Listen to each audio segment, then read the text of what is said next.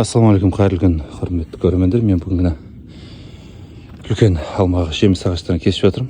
Мына қазір бір нәрсені көрсеткім келеді сіздерге. Мына қазір мына жерде былай кестім, үлкен бұтақты. Бірақ мынандай мына жерде түбі қалды. Көрдіңіздер ме қанша қалған? Негізі бұндай түп қалдырмаған дұрыс. Мен бірінші жеңілдеу болсын деп жерін кесіп алдым. Қазір мына жерден кесетін боламын тағы да. Бұл неге алып барады егер бұлай қалдыратын болсақ? Былтырда кесілген міне. Мынандай қалдырған, көрдіңіздер ме? Өйткені бұл жеріне қабық төбе қарап өсе алмайды да мына жерден енді бүйтіп жоғарыға жаба алмайды. Қабық өйткені мына жерден өсіп шықпайды мына жерден. Мына жердегілер жабу керек. Ал мына түп қалдырғанда ол жаба алмайды негізі. Өйткені былай өспейді. Сосын мына жер шірейді. Мына жер көрсеңіздер, мына жерге қара ісік, черный рак деген ауру түскен мына жерге. Көрдіңіздер, өте қауіпті ауру.